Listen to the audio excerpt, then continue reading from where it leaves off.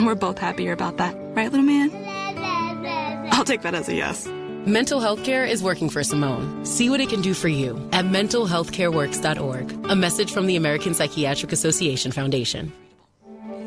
You took the first step and quit smoking, but even former smokers may still be at risk for lung cancer. That's why SaveByTheScan.org wants you to know about a new low-dose CT scan that can detect lung cancer early. It takes only 60 seconds and could save your life. You took the first step, now take the next. Visit SaveByTheScan.org for a simple quiz to see if you're eligible and talk to your doctor about screening. SaveByTheScan.org is brought to you by the American Lung Association's Lung Force Initiative and the Ad Council. When facts matter, you turn to WCPT 820, Chicago's progressive talk. A fair balance where the facts come out. Real news, real talk. AP News, I'm Marcela Sanchez. NATO defense ministers are set Thursday to approve purchasing targets for stocking up on weapons and military equipment to better defend Europe, the Arctic, and the North Atlantic. It's part of a U.S. push to ramp up security spending. Each nation's plan is classified, so details are scarce. AP correspondent Karen Shamas reports on a Russian drone attack on Ukraine. At least 5 people, including a 1-year-old child, were killed in a Russian drone strike on the northern Ukrainian city of Priluki overnight, according to regional officials. The local governor said 6 Shahed-type drones struck the residential areas of Priluki early Thursday morning, causing severe damage to residential buildings. Hours later, over a dozen people were wounded in a Russian drone strike on the eastern Ukrainian city of Kharkiv, according to the regional head. Ukraine's Black Sea Odessa region was also attacked by drones overnight, as state emergency footage showed firefighters attempting to put out a blaze in a local residential building. The attack came just hours after Donald Trump spoke by phone with Russian President Vladimir Putin. According to Trump, Putin said very strongly that Russia will retaliate for Ukraine's weekend's stunning drone attacks on Russian military airfields. I'm Karen Shamas. President Trump announced the citizens of 12 countries will be banned from visiting the U.S. beginning on Monday. This includes Afghanistan, Myanmar, Chad, the Republic of Congo, Equatorial Guinea, Eritrea, Haiti, Iran, Libya, Somalia, Sudan, and Yemen. During his first term, Trump had enacted a similar policy. At least 11 people are dead and more than 30 people are injured after a stampede on Wednesday as crowds tried to enter a cricket stadium in India. Authorities say tens of thousands of cricket fans gathered outside M. Chinnaswamy Stadium in Bengaluru to celebrate the winners of the Indian Premier League. This is AP News. AP correspondent Julie Walker reports on testimony in the Shawn Combs sex trafficking and racketeering trial. A designer testified Wednesday that she was so traumatized after Shawn Combs held her over a 17th floor balcony, it gave her night terrors. Brianna Bungolan, who goes by Banna, is a friend of Combs' former girlfriend Cassie, who previously testified about the incident. Banna told the jury it took place in 2016 at Cassie's L.A. apartment. Prosecutors maintained Combs used violence to control people as part of his racketeering and sex trafficking charges, which he denies. The prosecution's next big witness is a woman who alleges Combs abused her and made her participate in prolonged sexual encounters, similar to what Cassie testified to.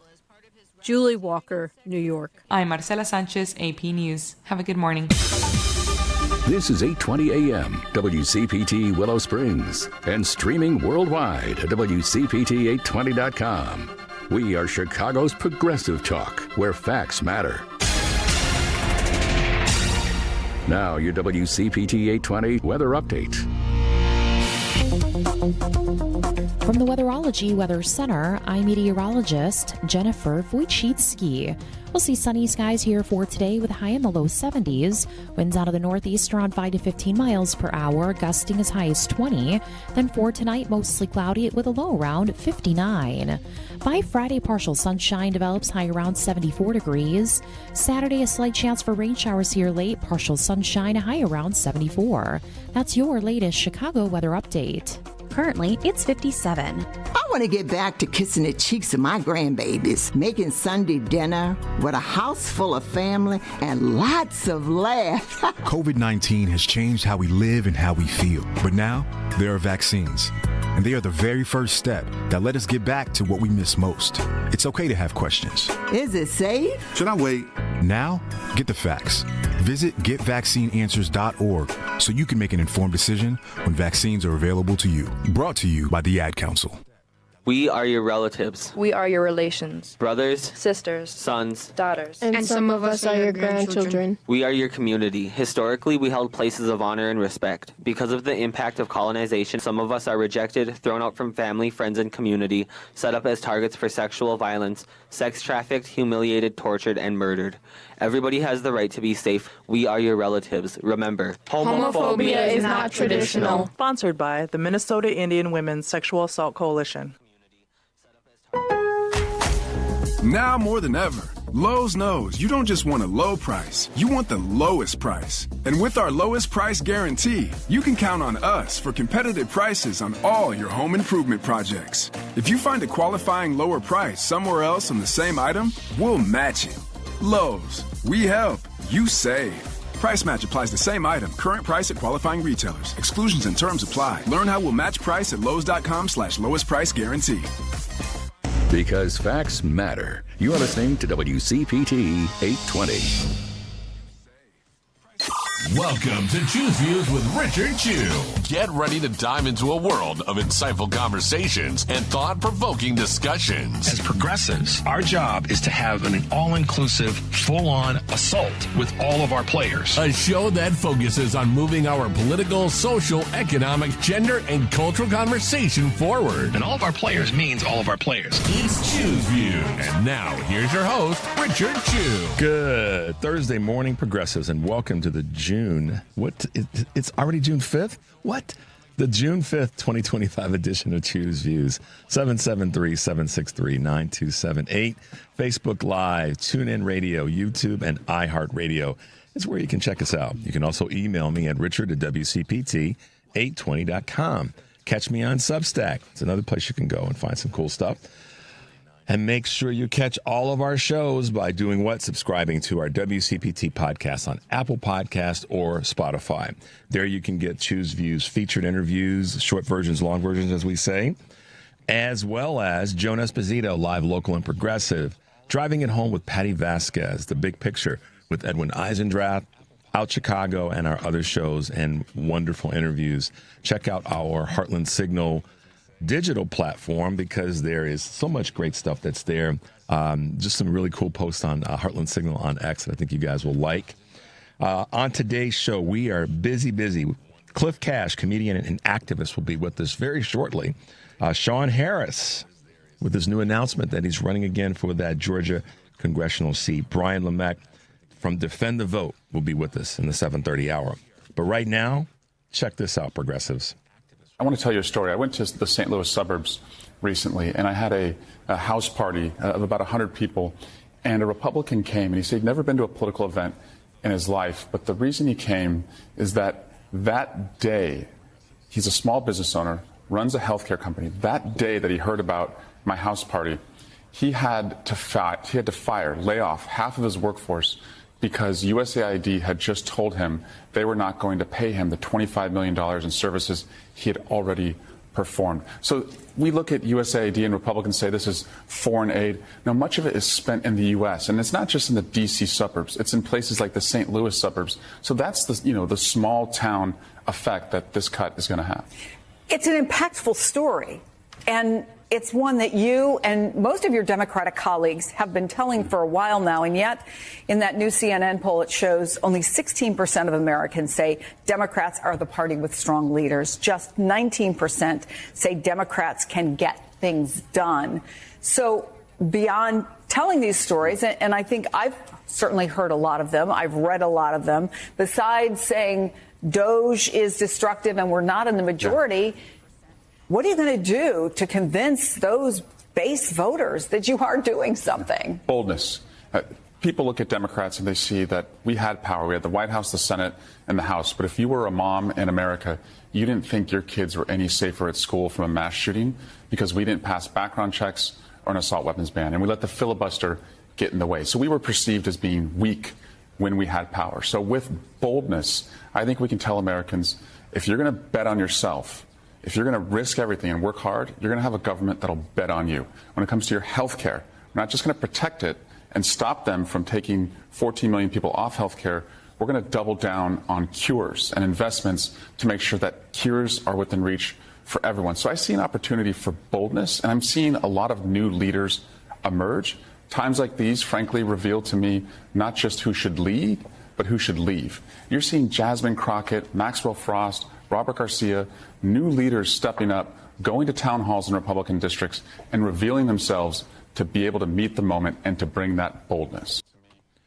Boldness today will be kind of our topical word. Excuse me, boldness. Our three guests are being extremely bold. Cliff Cash, he's out there as a comedian and an activist. Shawn Harris, running again against Marjorie Taylor Greene. He didn't just pull up his tent after not winning last fall. He said, I believe in what I believe in, and I'm committed. You'll hear from him in the second hour. And then Brian Lemek defending the vote. Three guys acting in a bold way. And Representative Eric Swalwell is right on point. Not throwing the Democratic Party or Democrats under the bus, but bold voices. When you hear Jasmine Crockett speak, and this is what's great about her, one of the many things about her that's great, is her ability to, quote unquote, as we refer to it as, shape-shifting or conversational shifting, where she can speak her speak as a purely homegrown black woman from Texas. And she can sit in the halls of Congress and drop knowledge on the idiotic behavior from the other side. She does it very, very well. And she's got a strong, bold voice right now, as does AOC in terms of the young voices. And Malcolm is another. Malcolm Frost is another. There's so many of them. And I do believe that and even Swalwell is one of them. I mean, chronologically, he's young by comparison to the ages of some of the older representatives and senators in Congress. But I also have to give an additional shout out to some of the folks that are getting involved on a local level, or local and state. Our Mayor Brandon Johnson is chronologically young with a young, energetic voice and message. That's part of the reason that a lot of people are giving him so much help. I mean, this is a big behemoth of a city to run. This is not a small town, and no disrespect to small towns. This is a big A city, y'all. It's a behemoth to run, or to be the mayor of and do the best at running it. We're going to have a chance to chat with them tomorrow, and I'm looking forward to that. But the people on a lot of the local levels, in terms of state politics, the younger voices that are emerging. Yesterday, we had Patrick Hanley on with us, and man, what an energetic voice.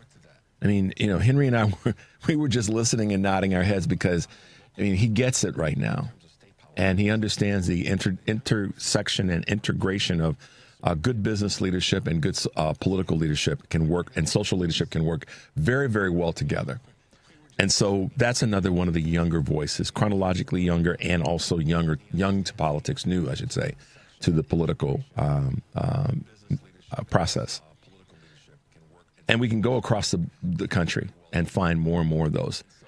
That doesn't say anything about there's lacking of boldness in voices that are chronologically older, but the boldness that's needed is going to have to come from, I put it this way, the boldness that's needed is going to have to come from all sources. As I say in our promo, all players means all players.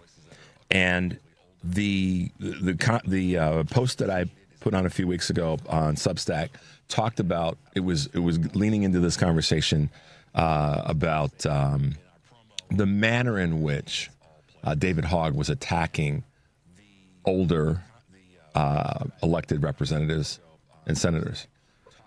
I wasn't against the fact that they need to be pushed, maybe asked to, step aside or open up an opportunity for someone younger, but it was the methodology. It wasn't the energy that needs to be brought to this. It wasn't the boldness, because I trust me, Vice President Harris is 60 years old, and she's pretty damn bold. So it's not the age, it's what comes out of the person that's doing the work. So let's not get that twisted. Governor Tim Walz. He's not 40 years old, but he's 57, 58, I think. Bold. Okay? So it is boldness that's required right now. It is the ability and the willingness to knock over some tables and do it repeatedly. And that's what an activist will do. That's what a person that's about fighting for all of our rights and our opportunities and our safeties in this country will do, is being bold. Republicans are not bold. They're reckless. Republicans don't wield power with any sense of boldness. They're reckless and they're arrogant. And I see those as different. Sometimes arrogance does have a tinge of boldness rolled into it a little bit, maybe. But this current Republican Party on all levels, not just on the federal level, but state and local, there's no boldness there. And if you don't believe me when it comes to the state part, there's arrogance and there's recklessness. Look at what the governor in Indiana is doing. There's nothing bold there. It's reckless. It's hatred behavior. And most of what you'll find when you really dig into the folks that are elected to offices in Republican districts, Republican state legislatures, and Republican governors is about being reckless and harmful. And that's there's a difference between that and being bold. And that's what we're seeing from a Governor J.B. Pritzker and Lieutenant Governor Stratton here in Illinois. And the list goes on of our Democratic leaders throughout the country. This is so what Representative Swalwell talked about there is meaningful and important. Boldness is going to win this, and it's going to take boldness 24/7. We'd like to take a break, but this is where we are. And doggone it, I'm going to say a couple things real quick about just a couple of moments. I just saw that Donald Trump is essentially starting this witch hunt of ordering his administration to investigate former President Biden for the use of this auto pen and some other craziness. So for the folks that are part of the MAGA crowd and the rest of y'all in the GOP, I thought you elected your boy so he would lower the price of eggs. I thought you elected your boy so that he wouldn't have a surprise attack orchestrated by Ukraine, by President Zelensky, without Donald Trump even knowing about it, using drones, Henry. I think they're calling it the spider attack. Didn't even know about it. But your boy said he was going to end the war essentially in one day. And you fools fell for it. You absolutely drank it like it was the warmest cup of you know what. You fell for it. What idiotic personas would fall for that? But yet, you're going to be okay with him investigating former President Biden's use of an auto pen. I tell you, sometimes I have to hold myself back from cursing at, not out of anger, but out of, in some ways, laughter at the just absolute hypocrisy, which was our word of the day earlier in the week. The absolute hypocrisy that comes from those on the right and those who call themselves GOP and conservatives and all that. You fell for it. And now he wants to investigate a former president, investigate someone that didn't do a damn thing to hurt the country. But this dude is. But y'all said he was going to lower the price of eggs. He said he was going to protect the border. Everything he's touching has got chaos tied to it. But there you go. All right, let's take a quick break. Henry's nodding at me like, okay, chew. 773-763-9278 is our Credo mobile phone and text line. We'll be right back.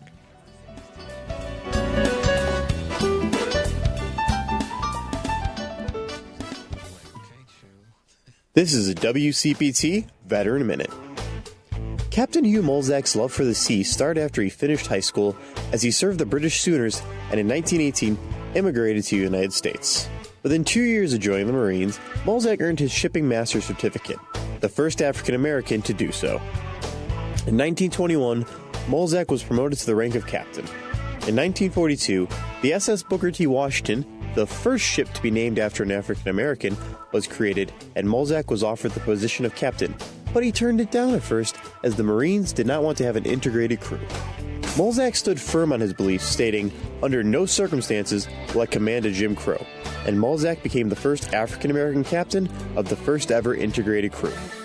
Under Captain Mulzac, over 18,000 troops were sent to the European warfront, and ships carrying tanks, aircrafts, and ammunition to United States troops in World War II. This has been a WCPT Veteran Minute. Because facts matter. You are listening to WCPT 820. You're listening to Choose Views with Richard Chew on WCPT 820, Chicago's Progressive Talk. Progressives, welcome back to Choose Views on WCPT. Today on Live, Local, and Progressive, Joan Esposito will be joined by Suzanne Shawn, Professor of Political Science at North Central College, Illinois Comptroller Susanna Mendoza, and Miles Taylor, political commentator, former senior Trump administration official, and author of A Warning 2019. He'll be in Chicago June 19th to headline a public event titled, quote, In the Crosshairs of the President, a live conversation about authoritarianism, whistleblower retaliation, and the fight to protect democracy. Live, Local, and Progressive, weekdays 2 to 5 p.m. here on WCPT, Chicago's Progressive Talk for 20 years. Tonight on Driving It Home, Patty Vasquez will be talking to Reed McCollum, chair of the DuPage Democrats. That's going to be a great conversation. And Dan Schaefer, creator of the Recombination Area, the Recombination Area, and political director at Civic Media in Wisconsin. Some big words. Got to say them the right way. Driving It Home with Patty Vasquez, weekdays 5 to 7 p.m. Central here on WCPT, the Heartland Signal website, TuneIn, YouTube, and Facebook. And tomorrow's show here on Choose Views will be my part 2 of my conversation with Thomas Grace, one of the 9 former students who survived wounds inflicted by the Ohio National Guard gunfire on May 4th, 1970 at Kent State University, and Professor Roseanne Chick-Canfora, professor in residence and at the School of Media and Journalism, also at Kent State University. So looking forward to having the part 2 of that conversation. And, of course, our good friend, Karen Byrne, co-host of the True Blue Politics podcast, will be with us. And our now revealed surprise guest, and that is Woodstock City Councilwoman Natalie Ziemba will be with us tomorrow as well. Both Karen and Natalie will be with us here in studio. So that's going to be a lot of fun. And then, of course, in the 7:30 hour, we'll have none other than our own Chicago Mayor Brandon Johnson giving us an update, chatting about what's going on and what we've got to be focused on in this great city that we're in. As he says, the greatest freaking city on the planet. All right, guys. We've had, I guess this week has been, it's been filled with a variety of different things that have happened. We just talked about one of the things that that Trump is doing in this moment, which is investigating or asking his administration to investigate Joe Biden. It's just it's a waste. It is a waste. During the legitimate trials of Donald Trump's corruption, his lies, all those things that were taking place during President Biden's administration, President Biden he could have, listen, the power of the presidency is immense. Joe Biden could have said, yeah, go harder on Donald Trump. He made it clear, I don't want anything that's happening here to get misdirected. He made it clear, you guys, he didn't want the Justice Department to overwield its power and give any misread or misperception that he was putting his thumb on the scale. He made that clear that he wasn't going to do that. And in some ways, some people felt that he should have, because we had a criminal that had been in the White House, and we had a criminal, and I don't have to say that with parse words, kind of criminal, or maybe, no, he was convicted. So it's not inappropriate for us to say, to kind of couch the words, we don't have to worry about. No. Joe Biden said we are not going to overstep or overreach or try to tip the scale out of political, to use a political power or make this a situation where we're committing any sort of political retribution.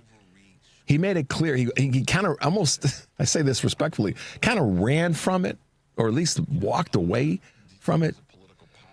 And this is where Merrick Garland, in my opinion, not just my opinion, but based on the evidence, based on the data, as Eric Grant likes to so often say, and he's right, Merrick Garland kind of dropped the ball because he had the power. He could have. But I think that in some ways he may have taken the signal a little bit too literally from the administration. And we don't know what went on behind closed doors, so I have to press pause in that in this part of the conversation. But he didn't go after Donald Trump, and there was evidence. See, here's the thing. Donald Trump is looking for, he's asking his administration to conduct an investigation, which is just garbage. It's a misuse of power. It's a waste of our energy. It's not efficient, Donald. It's not efficient, maggots. To conduct an investigation is digging for something. It's the same garbage that they approached to go after Hunter Biden. It's looking for something. So it's a waste of energy. It's a waste of resources. But MAGA's having a wonderful, lovely cotton candy day about it because they want, that's who they are. So when I hear people talk about, well, we should give them space and we should try to, no, because they're endorsing this. MAGA should be calling the White House and saying, no, don't do this. We don't want you wasting our resources on that. Let the man live his life at this point. But no, that's who. So this is one of those moments where I'm going to be bold and say this. This is where I do not give a darn about what people have to say about us being critical and name calling MAGA. Because if MAGA gave a damn about what they said they voted for, which is to lower prices and to do this and to do that and the other, then they would be on the phone calling the White House saying, leave Joe Biden alone. That is not why we elected you. But they're too damn weak to do that. They're too damn selfish to do that. And for those of you who are part of MAGA or the GOP at large, I hope you hear what I'm saying.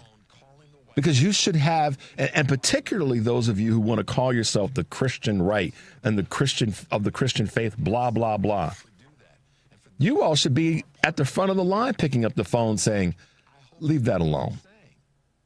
We want you to fix this. We didn't elect you to go in there and further cause, harm to this man who made a decision to not harm you. Was one of the first people to call you when you got COVID. One of the first people to call you when you got apparently shot in the ear. That was Joe Biden. So where are the Christian folk right now who aren't picking up the phones and calling the White House and saying, hey, Donald Trump, back off on this one? Where are you? You are the hypocrites that we talked about earlier in the week. Yes, you are. Absolutely, you are. You should be on the phone telling the president to stand down. But you're not doing it because you're full of you-know-what.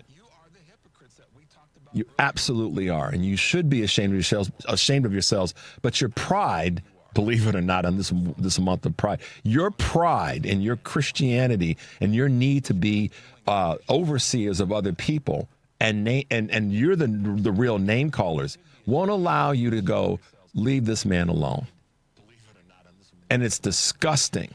And you should be disgusted. Your children and your grandchildren should be disgusting that as a grown person, particularly if you are of a certain age, that you're sitting back and allowing this to happen. I'm hot about this one, and I'm hot for a reason, because what's the point? Particularly, again, I'm repeating this for a reason. Joe Biden left Donald Trump alone, and he could have leaned in hard, y'all. He could have leaned in hard. Joe Biden could have gone, he could have, along with Vice President Harris, pulled some senators aside and said, listen, I want to bury him. Let's find a way. He could have done that, you guys. He didn't have to. Here's the difference. This is the point I want to make. He didn't have to conduct an investigation to find out about what Donald Trump did. It was right in front of us. He could have gone to Merrick Garland and said, listen, dude, I'm going to fire you unless you go after him. And I'm going to bring in somebody like, I'm going to bring back Eric, gosh, why did I draw a blank on his name? The former Attorney General under President Obama. Why did I draw a blank on the man's name? I'm going to go get him because I worked with him. or a number of other flamethrowers. He could have done that. Eric Holder. I had to think. I knew it was going to come to me. He could have done that, y'all. He didn't. He could have said, I'm firing Merrick Garland. He's not doing the job I want. He's not doing the job that a lot of the polling and people in America want him to do. So I'm going to fire him, and I'm going to put in this, and we're going to go with this person. He didn't do that. He could have done that, y'all. He didn't. So Republicans, maggots, Christian right, Christian nationalists, all of you, get on the phone. Get on the computer and tell the White House to stand down on investigating former President Joe Biden over a damn auto pen. Oh, and by the way, Donald Trump's capacities, they could be investigated as well.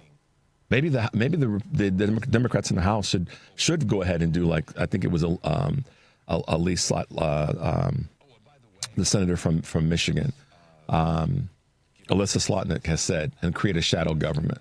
And others have said this. Maybe they should do that. And maybe they should conduct their own external investigations of Donald Trump's administration and the incapacity, the incompetence of the people that are there.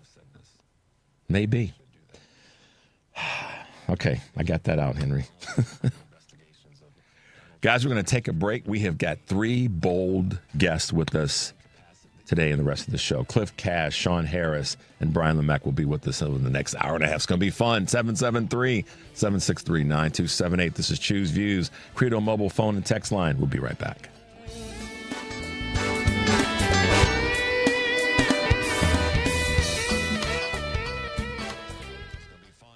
Excuse me, miss. Can I ask you a question? Sure. Can you recommend a bank that offers a full suite of commercial banking products along with excellent service? Yes, ABOC.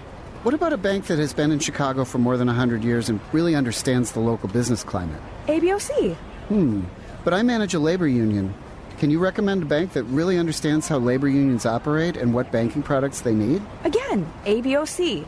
ABOC first opened its doors in downtown Chicago in 1922 and understands the local business climate better than anyone. ABOC was founded by labor unions and still has union employees and shareholders today. So they really understand how unions tick and how their needs may be different. But whether you're with a labor union or another type of business, whether you're large or small or something in between, ABOC will always make you feel like you're their most important customer. Visit ABOC.com to learn more. Wow, thank you, random person on the street. I'm going to visit ABOC.com today. Member FDIC. You're listening to WCPT 820. Here's the latest Chicago weather update. From the Weatherology Weather Center, I'm meteorologist Jennifer Wojcicki. We'll see sunny skies here for today with a high in the low 70s. Winds out of the northeast around 5 to 15 miles per hour, gusting as high as 20. Then for tonight, mostly cloudy with a low around 59. By Friday, partial sunshine develops, high around 74 degrees. Saturday, a slight chance for rain showers here late, partial sunshine, a high around 74. That's your latest Chicago weather update. Currently, it's 57. Hey Google, play WCPT. Streaming Chicago's progressive talk from TuneIn. Welcome back to Choose Views with Richard Chew on WCPT 820, Chicago's progressive talk. Hey, progressives, welcome back to the show. 773-763-9278 is our Credo mobile phone text line. Visit credomobile.com, guys. It's a progressive phone company that is better for all and all people on the planet. And we love that we have Credo Mobile as one of our partners. So, and also talk about lines. Choose Views is on the air, of course, each morning, 6 to 8 o'clock Central. But you can share any of your thoughts anytime by leaving a message on our voicemail line. The number is 773-467-8202. And we may play some of the messages on the air, so leave us one. All right. I said boldness. 3 bold folks out there that are going to be with us today, starting off with a comedian, an activist, just a dude that has, he, as my mother used to say, he ain't got time for fools. And I still go back to earlier this year when this gentleman was in Washington holding a protest, standing on top of a It was classic Henry, standing on top of a vehicle, giving his presentation, and some fool decided to try to go after this gentleman who had a megaphone. And this dude got roasted by none other than Clifton Freeman Cash. Good morning, Cliff, and welcome to our show. Good morning, sir. How are you? I'm doing great. I got a big old smile on my face because I'm talking to you, and I'm excited about having you on the show this morning. How are you doing, man? I'm doing great, man. I'm happy to talk to you, too, and I'm very excited to have a normal working voice talking to you, which is rare. Well, listen, you guys, you have to understand a little bit of the backstory in that. Cliff is always out there being bold, always out there taking on the toughness of where we are today and doing it with a certain element of humor, but also, being unyielding when it comes to the craziness and making sure that people know that, this is not the time to mess around when it comes to our messaging and when it comes to what we're talking about. So Cliff has been making sure that his voice is in his best shape as possible. So I appreciate you being with us this morning, man.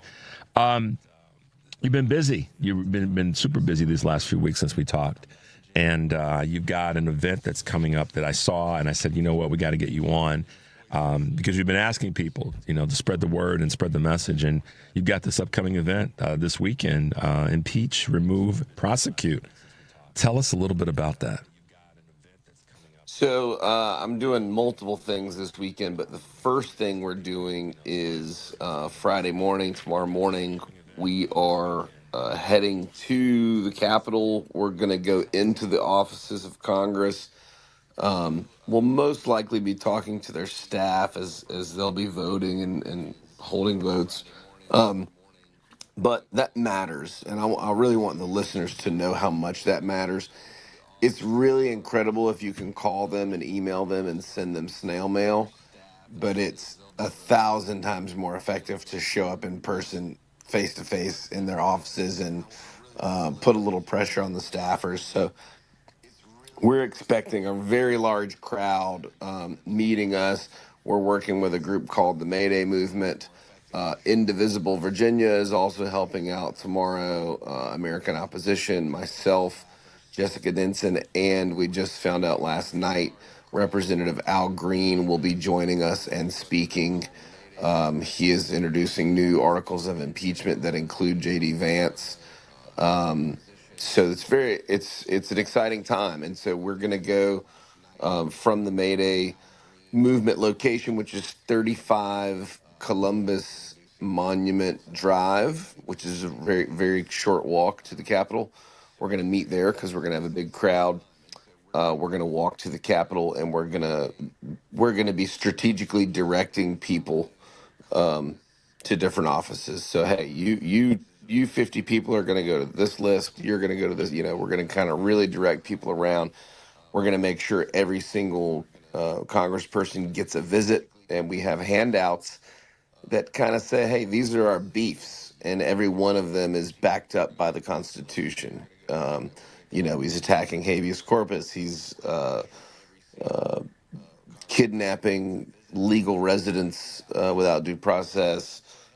He's an insurrectionist himself, which goes against the 14th Amendment, Article 3. So everything that we're saying is is backed up and cited, by our founding documents. And so we're going into these offices and we're going to give them this handout. And at the bottom of the handout, it essentially says, stand up or stand aside, because this fascism is going to end. And when it does, everyone who didn't fight it is going to be held accountable by the people. Yeah, that if you didn't stand up and get in the mix and get involved, then it'll be noticed. It'll be noted and noticed that you didn't. So first of all, kudos to you, my word, for the courage that it's taken for you to do the work that you've been doing. And I want to ask you this question because it's important to me to understand this about you, and I want our listeners all over the country to understand this. Cliff, what is it? What's the fire in your belly? What drives you? Because I know it's hard, and what you're doing is physically, mentally, emotionally, spiritually hard.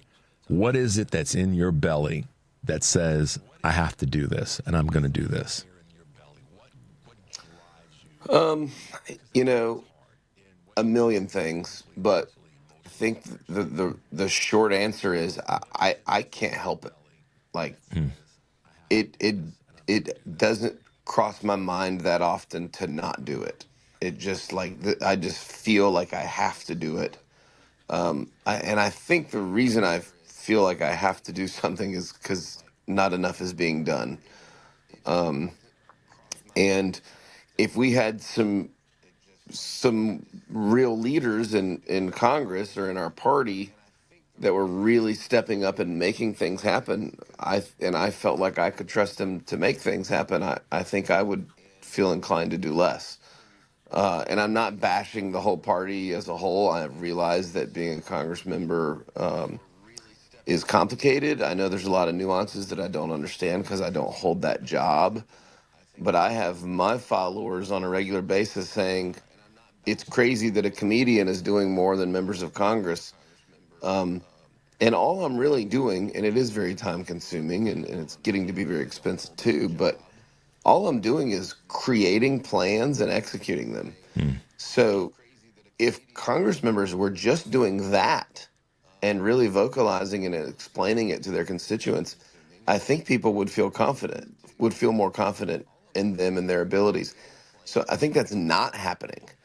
And I think what people are sort of latching onto with me is as simple as it is. I'm creating tangible, workable plans and I'm putting them into action. And I'm asking other people to have my back by sharing them and helping me to put them into action. And, that is kind of a bare minimum for fighting against this, but we're just not really seeing it. Al Greene's got articles of impeachment, which is great. AOC and Bernie are getting out there and holding events, which is great. But I'm not hearing, and correct me if I'm wrong, if you are, please tell me, I'm not hearing a lot of leaders within the party say, okay, listen up, everybody. I have a plan. It's 5 parts or 10 parts or 20 parts or whatever. Here it is. Here's the plan. This is what we need to do. And this is how I'm doing it. I'm not hearing that. And that very much needs to happen. And because it's not happening, it makes me think, well, they must not really have a plan, or I think we would know about it and they would be asking us to help implement it. So, but as far as like the sort of the social justice end of it, these people are bullies. They're the worst guys I went to high school with. They're small people pretending to be big. They're picking on people that have no power or money or influence. They're racists. They're bigots. They're homophobes. They're misogynists. They are simple-minded, backward people whose mindsets are from the past, and I intend to leave them in the past and put them back into the history books and move forward as a real country. We're talking with Cliff Cash, activist, comedian, and this to use the phrase appropriately, we use the word appropriately, a patriot, being patriotic, being a leader. He is all those things that we talk about we have to be in this moment. And yes, we've got to shake the trees in terms of getting our Democratic elected officials on a national level, on a regional, local level to perform in a more leadership manner. But Cliff is out there making it happen. And I say on our show so often, Cliff, on my show, that I want more folks, more individuals to realize their power, to regain their power, and find an organization or find an event or find the thing to participate in. The gentleman that introduced me to you, Kurt Mullett, is one of those people. One of our other contributors on the show, Karen Byrne, who is a local realtor here in Chicagoland area that is taking upon herself to organize small groups, walking groups, and other participatory groups to be involved and get people out, because we know that it's. I'm going to circle back to something you said in a moment, but I want to make this quick point. We know that it's going to take an effort from all of us to make the changes, and that effort may be pushing our leaders to do more. That may be all that an individual can do, is to get on the phone and call and tell them, you got to do more. You got, as I say, knock over some more tables. But I also want to say this, Cliff, what you said about what's the plan. I feel historically that's been, if the Democratic Party is doing something, we don't know about it. So I'm not going to say that they're not, to your point. I'll take a page out of your book in that space. But if there isn't a plan, that's a problem. But if there is a plan and we don't know about it, that's still a problem, because people want to know what the hell we're going to do. And that's where I openly have been, constructively critical of our Democratic leadership. Y'all need to tell us what the plan is. Otherwise, people aren't going to believe in you. But that doesn't mean we just sit in a space and harp on them. It means we have to push them to show us what it is. But the other cool thing about this is that there are people that are getting out in front, and there's becoming a name, a sort of a regular list of folks. We want the entire in the House 215 to be speaking, and we want the 46 in the Senate to be speaking 24/7 at a bare minimum. That this is, this is all those things that you listed out, and why we have to fight back with all the tools that we have in our toolkit. And I know you're saying that when I say saying that, I know you're hearing that on your social media from people who are following you, that they want to see more. What's the plan? How are we going to implement whatever the hell it is we're going to implement? Yeah, and pressure on Congress is part of my plan. My plan is in-person congressional visits, which we'll be doing tomorrow. And I want to encourage listeners, if you aren't in DC or you can't get to DC, when these people are in recess, you and your groups need to be planning visits to their local and state offices. So we put pressure on them when they're in session, and we put pressure on them when they're not in session. That is a building block of my plan, is putting pressure on Congress to say, hey, you all better do something or you're going to answer to the people. And that the first thing that means is losing your job. That may also include legal recourse when we regain control of this country. Because if you're not fighting against fascism, then you're enabling it when you're in that much of a position of power. And to your point, maybe they're working on some brilliant scheme behind the scenes and they're not telling us. And if it needs to be top secret and they can't tell us, I accept that. But what they could do, if that is the case, and I think that's, unfortunately, I think that's an optimistic view. But if that is the case, then just tell us, hey, we're working on things. You'll know when you know, but here's what we need you to do in the meantime. Bingo. They could still be telling the citizens what to do. And so my answer to the people who need to know what to do is this. There are still people in this country, and maybe more importantly in this world, from Canada to NATO leaders to former military intelligence people who are very well connected throughout our government and throughout the world, and our allies. There are people who have the power, maybe the inclination, but definitely the power and resources to put a plan in place to stop this guy. This is not a normal time or normal political climate. This is not a normal candidate. This is a Russian-backed takedown of American democracy. There are people who could potentially do something to stop it. That's their job. It's not our job. It's their job. In my opinion, our job is to give them the optics that they need to grant them the permission structure to do that. So his polls are tanking. His approval is tanking. The support is dwindling. We are protesting in numbers that have reached 5 million nationwide on April 5th. We need 3 million in D.C. as soon as possible. I think this weekend is going to be really big in D.C., like really big numbers. But ultimately we need a stifling and crippling number of people to flood the streets of D.C. I think that is the beginning of the end. As soon as that happens, as soon as we break the current existing protest record in Washington, D.C., that's the beginning of the end for this administration, because it grants the optics to the people who can do something to get him gone. It shows, okay, this is the biggest crowd that's ever come to D.C. It's time to move and get this guy out of there. You know, Cliff, that's such a great point about showing up, and when you talked about those people who've been in not just Washington, but that have been in the political scope is probably the word I would come up with, that know that they have power to do certain things that you and I don't have. You and I have a different power, a different level of effect. But these are people who know the system. They know what the system is, how it's built, and they also know how to make it not work. And yes, those are. I think of a line from a movie. They don't need a plan; they need permission. And I had Representative Nikki Baczynski on a few weeks ago, and I said to her passionately, I said, Representative, we've got your back. Just go do the work. I want you to know you don't need to turn around and wonder if we're there. You just go do the work and take this dude down.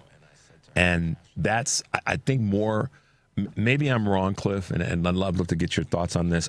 I believe more and more representatives on a federal level and senators on a federal level, and frankly on the state level, governors as well, need to know, and maybe they do know, but I'll just make my point, that we have their back. Go do the work. Go get this guy. Don't worry about turning around that we're not going to be there to support you. We are.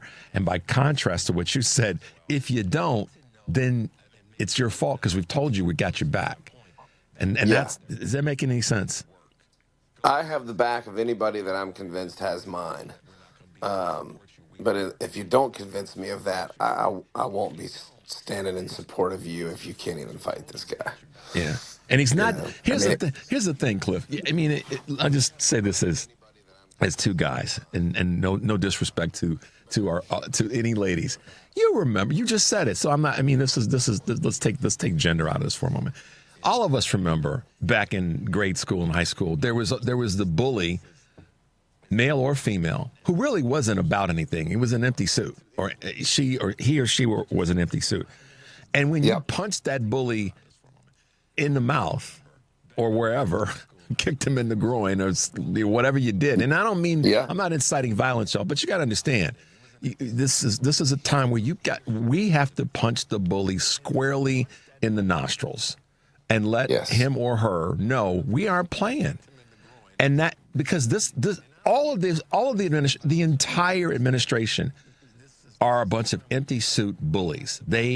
Once they get challenged and pushed hard, not even really pushed that hard, Cliff, they do kind of fold.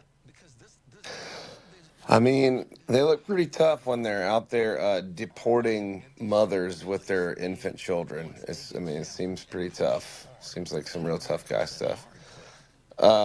These people, they're fake Christians. They're fake patriots. They're fake tough guys. And the entire party, ironically, just seems to be absolutely obsessed with other people's genitals. So it's really weird that they haven't noticed that their own leaders don't have any balls. It just seems. You can feel the comedic genius winding up on that one. Seems like something they would have noticed by now. I tell people all the time, the media is not supporting the people. The media is not covering these nationwide protests. They're sane washing and normalizing things that are not sane and that are not normal. And I say all the time, the media needs to be more scared of tens of millions of Americans than they are of a dirty diaper, tiny-handed con man pedophile with his elderly, obese face painted orange. To me, that's not scary. It's gross and hilarious and weird. It's not scary. He's not scary. That's a guy who couldn't change a flat tire to save his life. There's nothing alpha about Donald Trump. The hardest thing he's ever done is hold a golf club, and he has to lie about how good he is at that. Yep. The guy is as tough as a tissue, and all these people are. They're pencil-arm, soft-handed country club fascists who couldn't punch their way out of a wet paper bag with scissors in their hands. None of them can. They're not alpha, and neither is anybody licking their boots. Nope. You had a great. I couldn't really play it on the show today just because of the audio, but one of the headlines of one of your posts was "You're not a Christian. Stop pretending." And I talked earlier in the week about the Christian hypocrisy that's coming from the GOP and this sort of empty suit Christians out there preaching about this and preaching about that. But at the end of the day, the least among us should be the first thing that they should be honoring. But they're far from that when it comes to the deportation of people, the mistreatment of any citizen, the mistreatment of women. The list goes on. And so I love what you had on social about you're not a Christian. Stop pretending. Yeah, I mean, literally taking food from hungry people, taking medicine from sick people, mistreating children, cutting benefits from veterans, threatening benefits to senior citizens that are earned income benefits. I mean, it's like it's literally the opposite of all the teachings of Christ, and I would add every other spiritual leader throughout human history. These people they're despicable, man. It's not just a difference in opinion or agree to disagree on politics. These people are despicable. They are truly the worst of the worst among us. And unless you're a billionaire who has a direct tie to them, they do not care about you. And your whiteness won't save you, and your money won't save you. Because when Vladimir Putin took control of Russia, and rest assured this is a blueprint based on that, when he took control, he arrested the richest man in Russia, and he took everything he had. He put him in prison, and he took all his stuff. And then he stole $1 trillion over time from the people of Russia. And everybody thinks that Elon Musk is the richest man in the world. The truth is Vladimir Putin is the richest man in the world. Come on, man. Because he seized the power and the wealth and the resources of an entire nation, a large one land-wise. And that is oligarchy, and that is exactly what they're doing. That's why unless you make over $400,000, your taxes are going up. And theirs are going down more than they ever have in history, while they take food from hungry children, starving children, while they cut medicine from people who will die without it, while they turn off the veteran suicide hotline. They are draining money from the bottom to the top like a sponge. It's reverse, it's trickle up, and it's not trickling, it's flowing. And anybody in this country that thinks they're going to benefit from that, I promise you're not. You're not going to. I hope that very few people are going to benefit from it, and you're not one of them. I hope that people are hearing what Cliff is saying and pass this on. And we're going to obviously have this clip that we can have up on our site and our show page, and make sure that folks are aware of it. Because what he just said in those last few sentences, and I apologize for interrupting you, is the truth, y'all. It just is. And so for the folks who are on the right, stop head faking. Y'all know this is the truth. And the folks that are on the left or in the middle, and make that your message. Make this your message, what Cliff just said. Hey, man, the time runs short, and we love having you on. We miss having you on, and we would like to do it with a little bit more regularity, but I know you're busy as hell. And I gotta mess with you for a second, and then I'll let people know how they can find you. I was looking at your schedule, man. How come you aren't coming to Chicago? I mean, I can hook that up. We can make that. I'm serious. We can make that happen. We got to get you to Chicago. Chicago's a comedy town, Cliff. I know. What's up, man? I know. I actually could probably pull it off in late August. Let's do it. Me and you should talk about. Let's make it happen, Cliff, because you should be here in Chicago. I mean, doggone. I was like, wait a minute. I love Chicago. I know you do. In the summer. I know you do. In the summertime. I know. So let's make that happen. Offline, you and I'll figure that out. Let's make that happen, because I think let's do it. Let's make that happen. Let's put it together, and I'll talk to the folks here at CPT, and we'll figure out something that can tie this together, because you need to be here. You're a great comedian, but more importantly, You're a great activist and a great American citizen, and I'm going to give you that plug because I believe it. I've seen what you've done. How can folks find you real quickly before we shut down today? I've got events in D.C. all weekend, so please check me out on social media at Cliff Cash Comedy. I also have a website called DonaldLovesVladimir.com. It talks all about his ties to Russia. And I have a new website called Fox Takedown. We are going to be doing a takedown of Fox just like they did of Tesla, and that starts now. So find a Fox affiliate in your city and let's get them. All right, man. Thank you so much for being with us, Cliff. I really appreciate it. Stay safe. Have some warm tea, lemon, and honey for that throat of yours because I know you've been working it, man. So be safe out there, okay? And we'll talk. I will, buddy. Thank you so much. Let's get this thing set up. Be well, Cliff. Have a great weekend and stay safe. Bye now. All right, Henry, let's, I guess we got to go to a quick commercial, a quick top of the hour break. Is that what we should be doing right now? We got to let Cliff go. 773-763-9278. This is Choose Views, and we will be right back.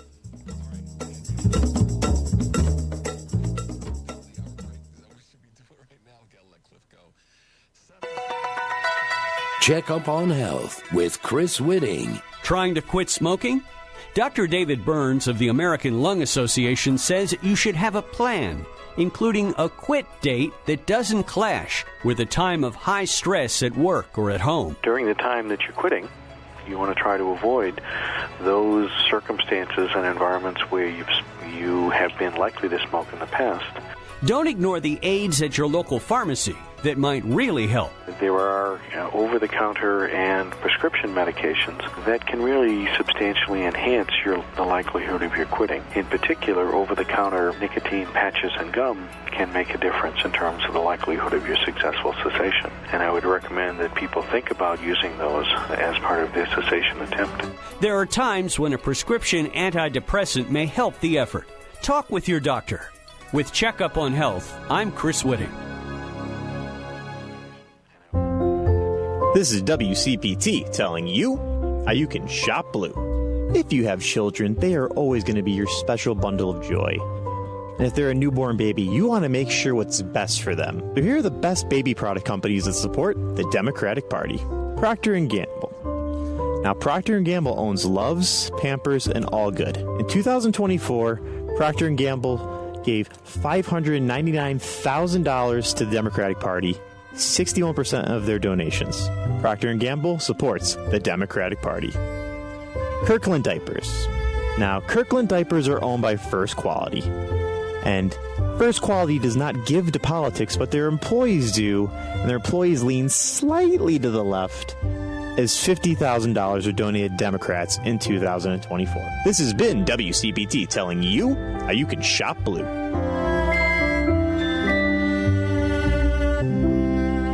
From office supplies to IT essentials, Amazon Business provides tools that help you save costs and make insight-based decisions. Learn how to bring your visions to life at AmazonBusiness.com. AP News, I'm Marcela Sanchez. AP correspondent Donna Warder reports on a vigil in Boulder, Colorado, for the 15 people injured in a firebombing attack. The Jewish community of Boulder, Colorado came together Wednesday evening following the weekend anti-Semitic Molotov cocktail attack on demonstrators who were calling for the release of Israeli hostages in Gaza. 15 people at Sunday's demonstration were injured. Rachel Halpern says she saw a man with a canister thinking he might be spraying the grass with pesticides. Suddenly, a crash, a ball of fire, smoke. The smell, black smoke, the smell, the screams, flames around my feet. Halpern says she managed to get out unscathed. Immediately I saw a woman. The woman stood 1 foot behind me, engulfed in flames from head to toe, lying on the ground. Meanwhile, federal authorities have been trying to deport the family of attack suspect Mohammed Solomon, an Egyptian citizen. A federal judge on Wednesday blocked the deportation of Solomon's wife, 17-year-old daughter, and 4 minor children who were being held at an immigration detention center in Texas. I'm Donna Warder. Speaking to reporters, NATO Secretary General Mark Rutte says NATO will greenlight targets to buy more military equipment as part of a major defense spending hike. Today we decide on the capability targets. From there, you will assess the gaps we have, not only to be able to defend ourselves today, but also 3, 5, 7 years from now. Each nation's plan is classified, so details are scarce. David Jolly, a former Republican congressman and vocal Trump critic, says he's running for Florida's next governor as a Democrat. He formally announced his bid on Thursday. Under state law, term-limited Republican Governor Ron DeSantis cannot run for re-election in 2026. This is AP News. Two late baseball icons could have the White House to thank for their potential future inductions into Cooperstown. President Donald Trump's support of Pete Rose was among the factors Major League Baseball Commissioner Rob Manfred weighed when he decided last month that permanent bans by the sport ended with death, which allows the career hits leader to be considered for the Hall of Fame.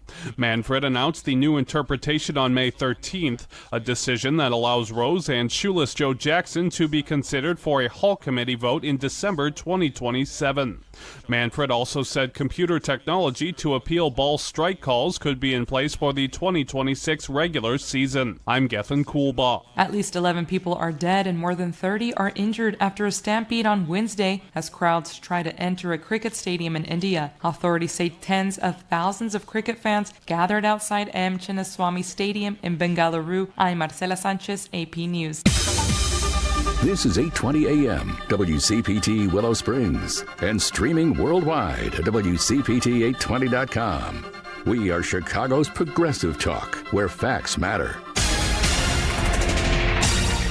Now, your WCPT 820 weather update.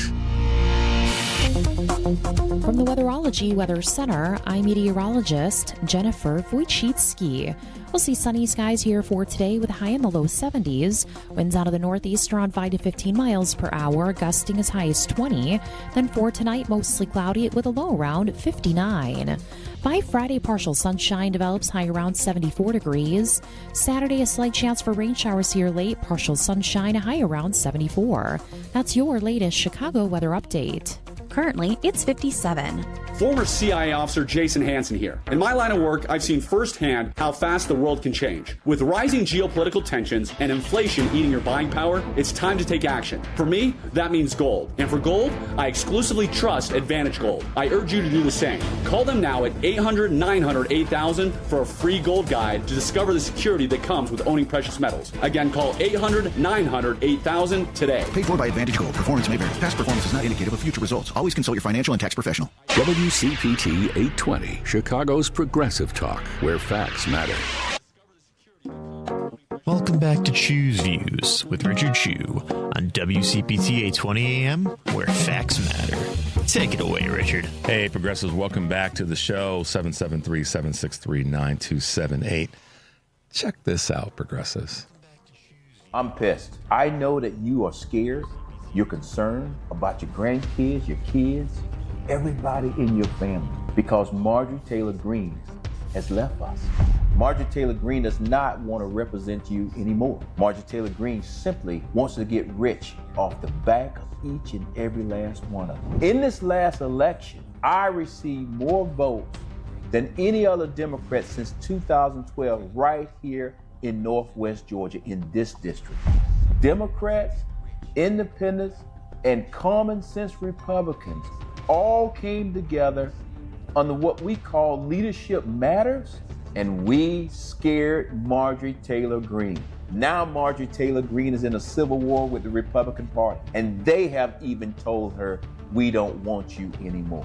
With us all working together, we can beat her. Whatever you can do, do it. Wherever you at, send out postcards, knock on doors, encourage people to get registered to vote. Since the last election, I've been at the protest for our veterans. I've been protesting for immigration up in Dalton.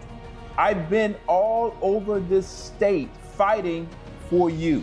Just like I told my soldiers when we were running around in Afghanistan, I will be with you every step of the way. You would never have to worry that I will abandon you. Let's go out here and do everything that we have to do to win this election for everyone. I'm talking about farmers. I'm talking about veterans. I'm talking about educators. I'm talking about senior citizens so that we can beat Marjorie Taylor Greene and let's go do it. I look forward to seeing you out there.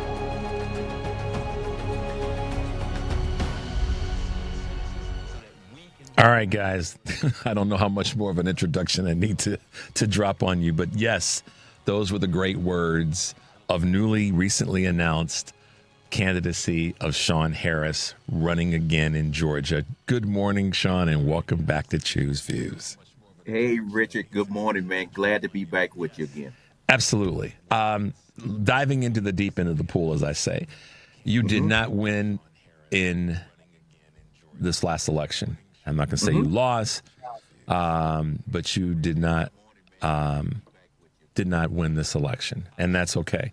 And I think that the test of your ability, or not the test of your ability, but the testament of your commitment to the state and to the country is that you decided early. You announced early. You're not waiting until early next year, January of 2026, to announce. You're announcing now.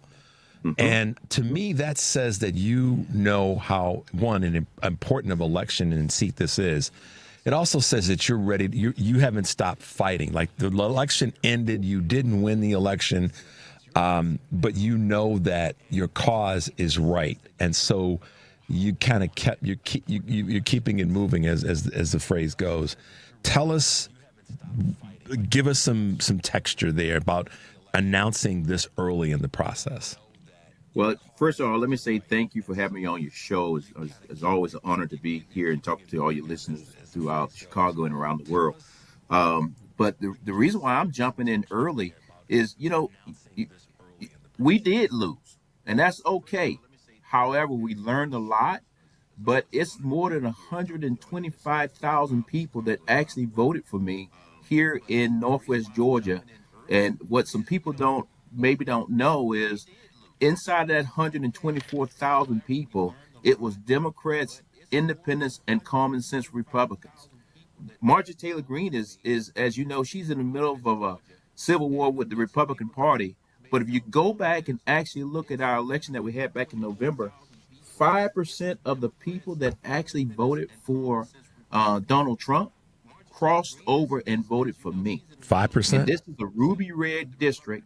And then on top of that, and I'm not proud of this piece, but it's just facts. On top of that, when people went in to vote for me as a Democrat, we actually outperformed Vice President Harris by 12 points. So we have a foundation built from the last election to move forward.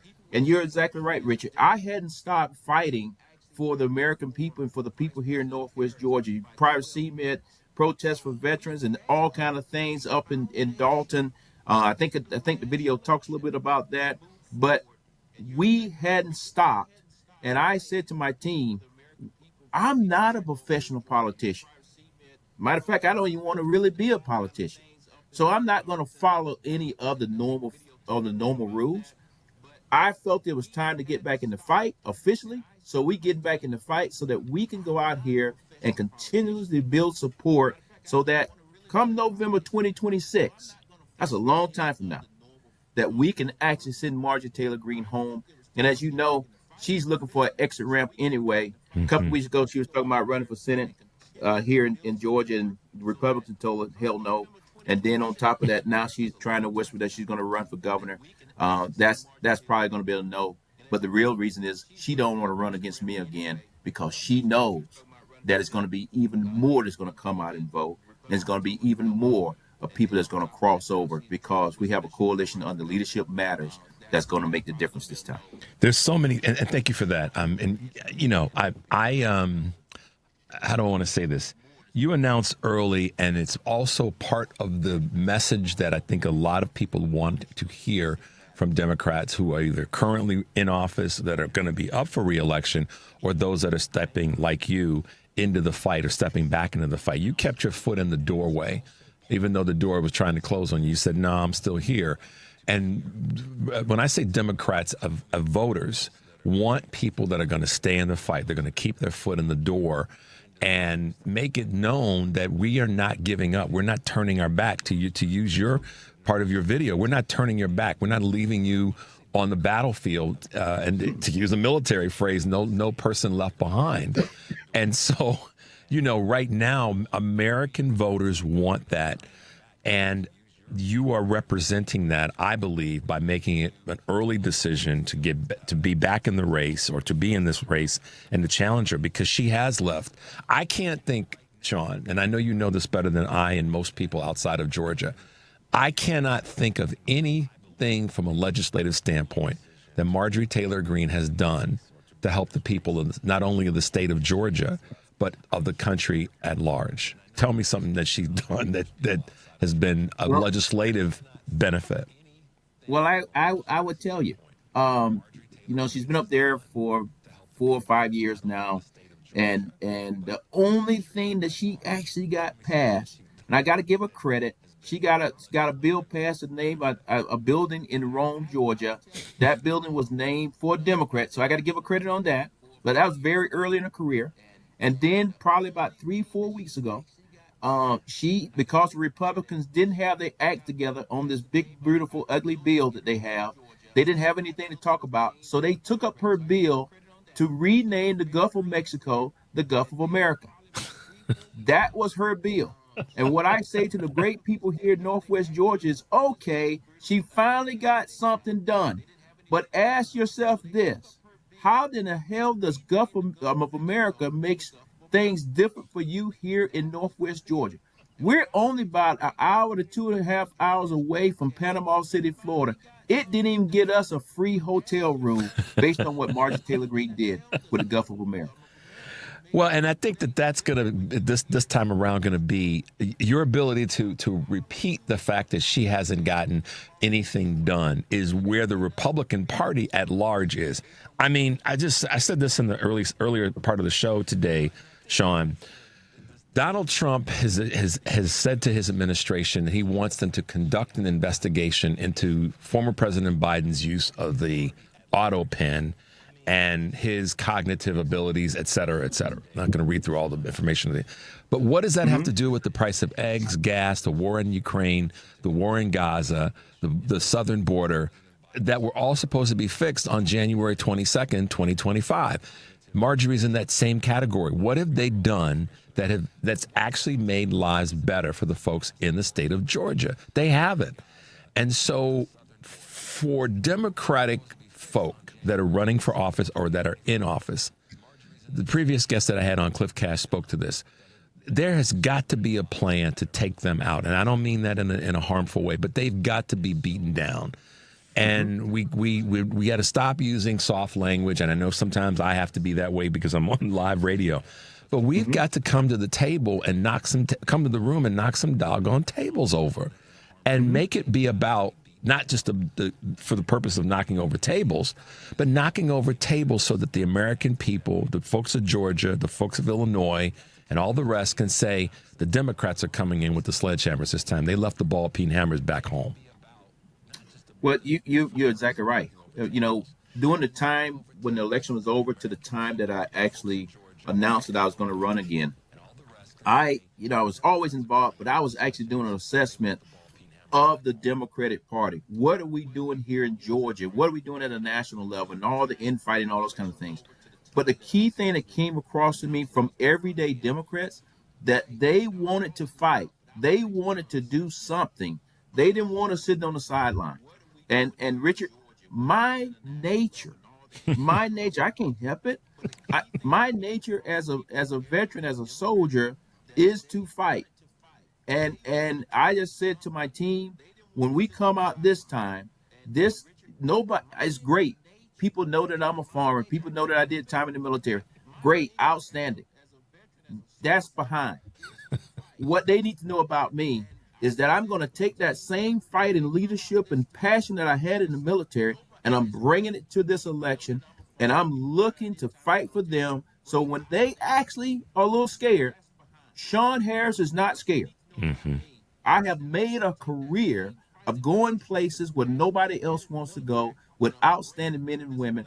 And that's what we're looking to do, is put together that coalition of fighters so that people like Marjorie Taylor Greene, the craziest thing that she did this week was voted for a big, beautiful bill that she had to let the people in Northwest Georgia know that she didn't even actually read it. And now she's talking about if it comes back over from the Senate and it has this thing about AI in it, she's going to vote no. Hey, man, reading is fundamental.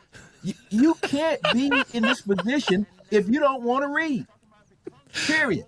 Oh my gosh, Shawn, you're killing us. Henry and I are in here. Henry's blushing red, and I got tears in my eyes from laughing. But you're right. I mean, it is time. It is Marjorie Taylor Greene in terms of your specific race, but it's not just her. It is the entire Republican Party, up and down. And I'm talking on a local level, state offices as well. We have to use your somewhat of an analogy, we have to have some military aspects of this, or some, I'll be as politically correct as I can. We have to have a little bit of a little gangster mode this time around. Maybe a lot of gangster mode this time around to get the message across and to pull people out. You, as a retired brigadier general, know exactly what it's like to be in a hell fight, and literally. And so I would say that there needs to be more of that Shawn Harrisism in all of our folks that are elected, up and down, in any office, on any levels, federal, state, or local. And there needs to be that same fight in those of us who don't have your experience but want someone that's going to lead like you. We're talking with Shawn Harris, candidate for congressional seat in Georgia, running against Marjorie Taylor Greene. Shawn, why do you think that you made this point earlier, but I want to ask you a more involved question. Why do you think there is this sort of pending civil war in the Republican Party, or what are you seeing as part of that right now? Yeah, right now the Republican Party, the reason why they're in the middle of a civil war is because the mega movement took them over. And those Republican Ronald Reagan Republicans are still out there. I call them common sense Republicans that stood up and said, you know what, we can't be making the deficit so high and all these kind of things, fiscal responsible. Those Republicans are still there. And those Republicans, just like Democrats need to fight, those Republicans need to stand up and speak loudly and fight off this mega virus that's actually going through their organization, and get people like Marjorie Taylor Greene and others out of their party so that they can actually come back and deal and stick to their values.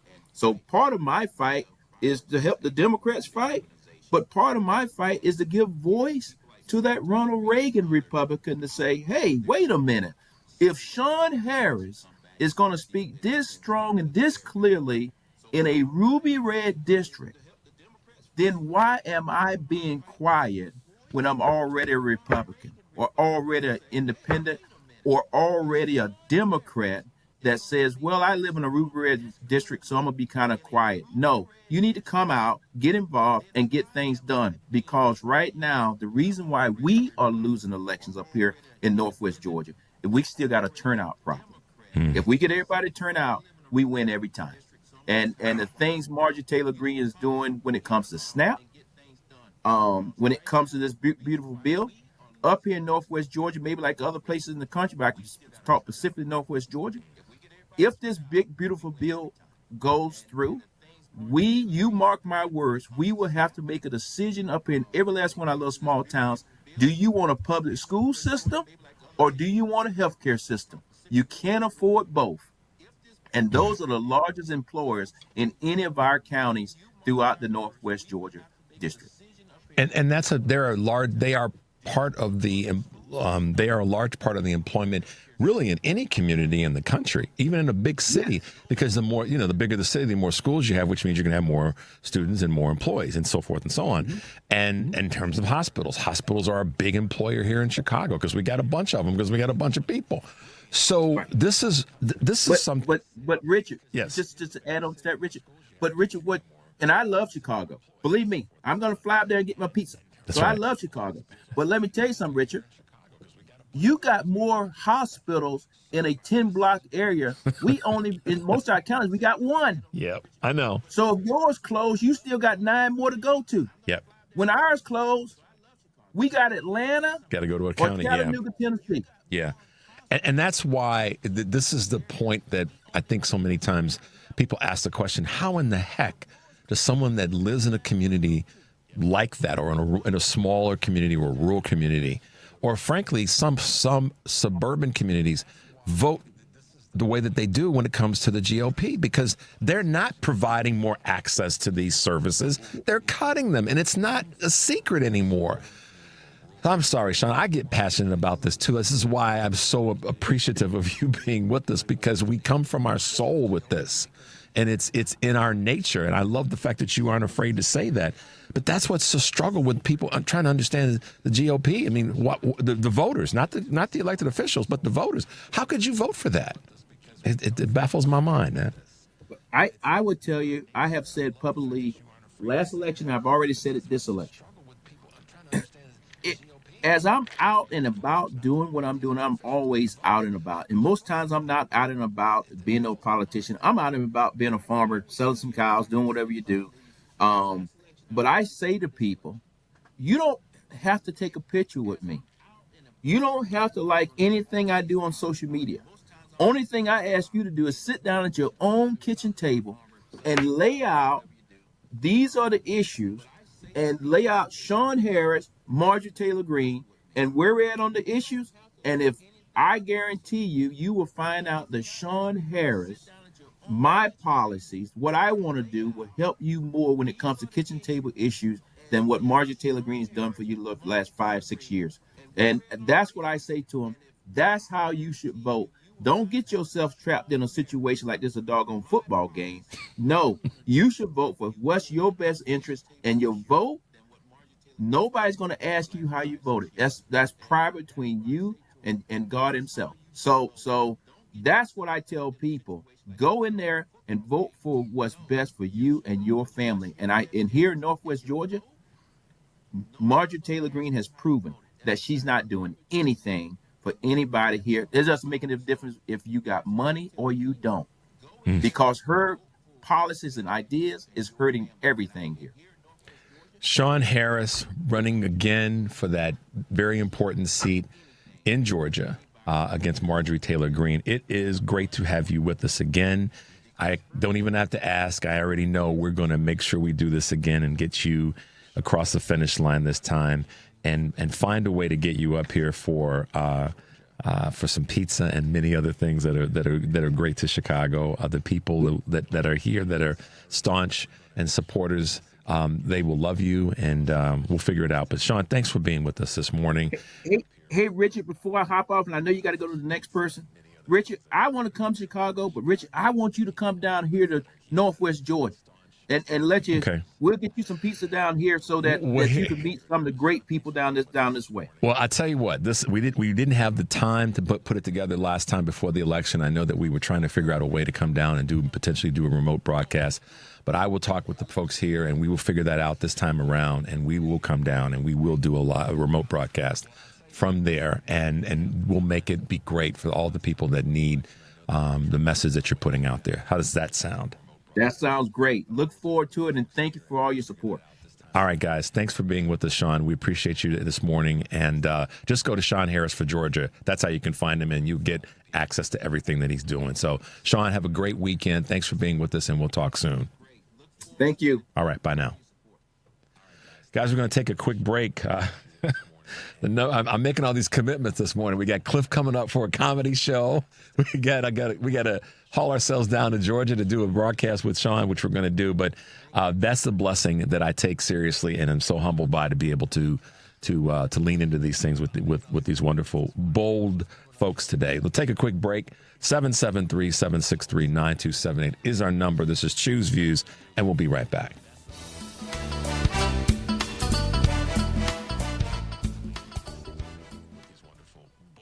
Well, June is Pride Month, and all of us who believe in freedom and equality are speaking out for LGBTQ plus rights. But did you know there's a way to raise your voice for equality every month? In fact, every day. It's your phone if you use Credo Mobile. Credo Mobile has donated over $15 million to nonprofits working for equal rights, groups like National LGBTQ Task Force, Transgender Law Center, and the ACLU. And they'll continue to do so because they don't abandon their values when the political wind shifts. They stand for LGBTQ plus people during Pride Month and every month. If you're ready to switch, it's so easy to do. Here's how you make a difference. Go to credomobile.com. WCPT listeners can get 25% off your service for 2 years if you use the code WCPT25. Learn more at credomobile.com. That's credomobile.com. The best way to give back is to go to credomobile.com. That's credomobile.com. Don't forget, type in your code WCPT25.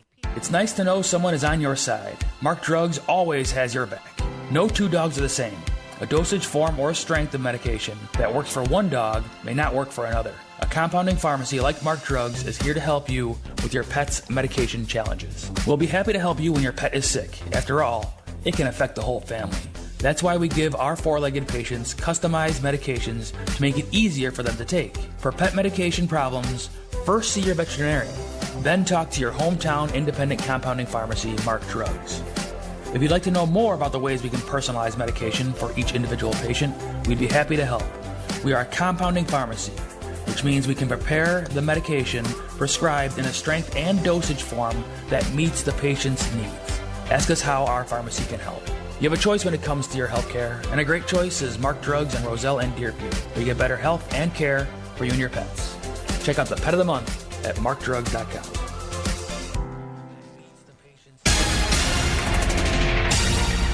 You're listening to WCPT 820. Here's the latest Chicago weather update.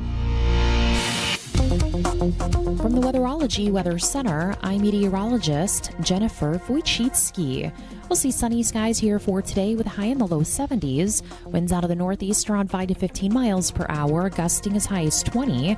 Then for tonight, mostly cloudy with a low around 59. By Friday, partial sunshine develops, high around 74 degrees. Saturday, a slight chance for rain showers here late, partial sunshine, a high around 74. That's your latest Chicago weather update. Currently, it's 61. This is WCPT 820, where facts matter. It's Chew's Views with Richard Chew on WCPT 820, Chicago's Progressive Talk. Hey, Progressives, welcome back to the show. Cliff and Shawn, Cliff Cash, who was on in the 6:30 hour, and Shawn Harris, who was just on a moment ago.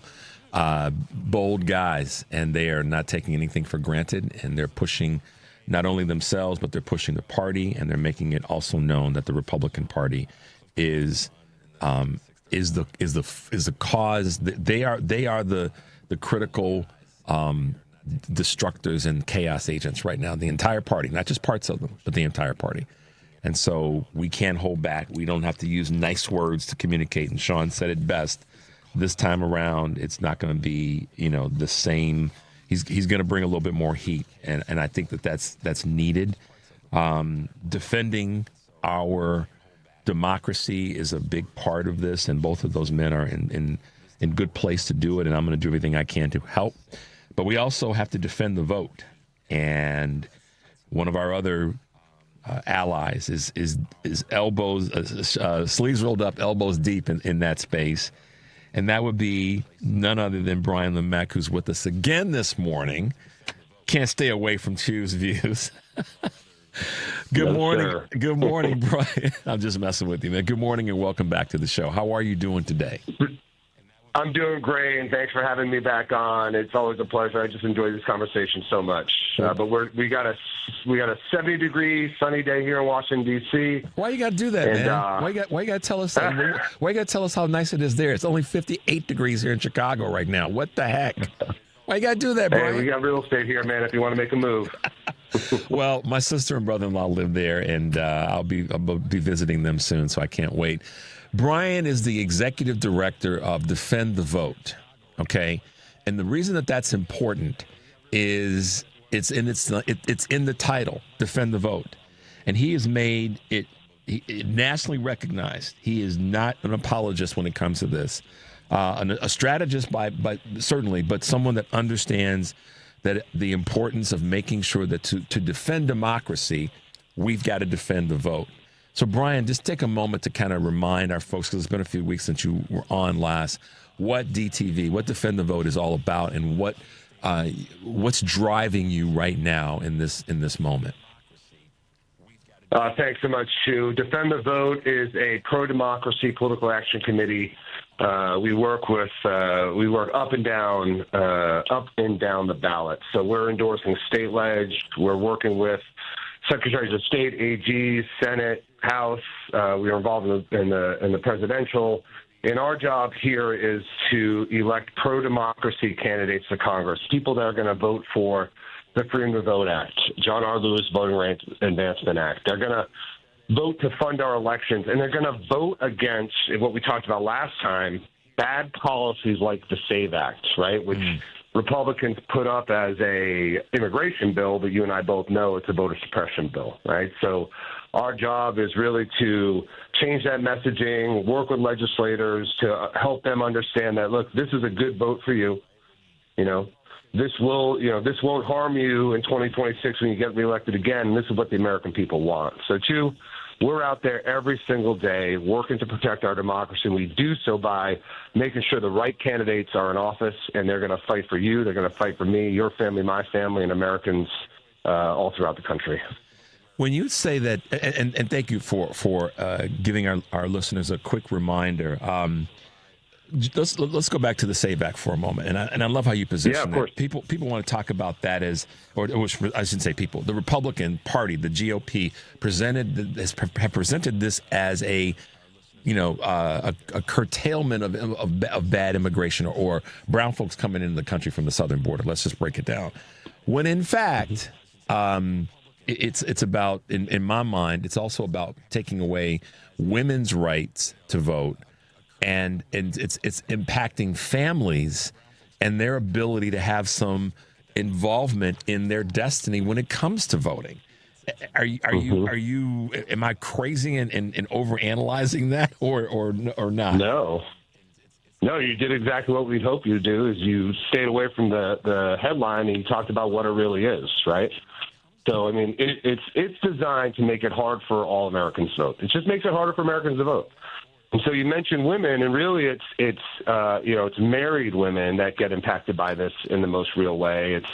It's a piece of legislation that to register to vote, you need documentation that says you're an American citizen, which doesn't seem that complicated until you really dig in a little bit and you say, well, my driver's license doesn't do that. My state ID doesn't do that, right? My real ID doesn't qualify.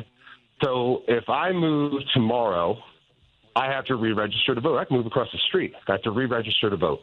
And to do so, I have to bring a passport, which that's okay for me. I have a passport, right? But millions and millions and millions of Americans do not, right? Yep. Or, all right, say you don't have a passport. You have to show your birth certificate. All right, well, not everybody has access to that either, right? And then you got to go down. You can't do it online. You have to go in person. So if you're an average American, you're missing a day of work. Yep. Right. That's financially, it impacts you. And then, hey, say you're married and your ID doesn't match your birth certificate. Right. That just makes it all so much harder for you. So why this democracy that we have that calls on the voice of all people? Why are we making it so hard for that voice to be heard? And I think you and I know the answer. Your listeners know the answer. Right. They want to suppress votes. They want to make it easier because they can't win without cheating. Well, and before you came on, Shawn Harris, who's running in Georgia against Marjorie Taylor Greene, just announces. He's the best. The man is. Yep, he's the best. Well, and I'm hoping you guys are connected. If you're not, I'll do it offline and get you guys connected, because I think he could benefit from some of your understanding and experience. But what he said, and vice versa, there's some energy that he could bring to what you guys are doing. But one of the things that Shawn said in terms of voting right now is that, we talked about this before, and voter suppression, 36% of Americans didn't vote in this last election, if the numbers are right. Mm-hmm. And so that's more than the percentage that voted for Vice President Harris or Donald Trump. But I think sometimes, and you probably have a closer look at this, that sometimes suppression of voting, it's a conscious act that the GOP has entered into and has been doing for decades. But it's also kind of a subconscious part of this conversation because people feel like it's going to be problematic for them to vote. And now with this SAVE Act coming into the conversation, there seems to be people that are checking out because they know, or they don't know, but they suspect that it's just going to be difficult, so they don't even want to get involved in the process. So suppression is not just a conscious act of taking away things or creating obstacles. It's people mentally sort of checking out. Am I in the ballpark on that or no? Yeah, no, you feel like you're defeated, right? Why play the game if you know you're going to lose? Some people have that perspective, and that's unfortunate. You know, if we look at the last election, you know, everyone has their views on Kamala Harris.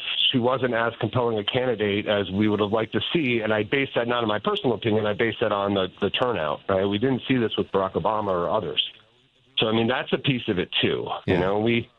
You know, it actually goes back to something Democrats have to do just in general, which is just change the dynamic here. There's a problem when you agree, you know, outside of voting, you agree on a policy but believe you're out of touch, and you believe that candidates candidates who are literally trying to burn the place down, you're siding with them. Now, their policies go against everything you need, want, and care for. But just on rhetoric and reputation and whatever else it might be, we're seeing bad candidates bad for American people, continuously reelected. Why? Because maybe they say something funny online, or maybe they're a little bit racist and you like that, right? Maybe they tell you that they're going to help you at the gas pumps and help you with food on your table and help you with your health care, but their voting records don't say that, right? And we know, you and I know, that Democrats are coming in and they're working for the people.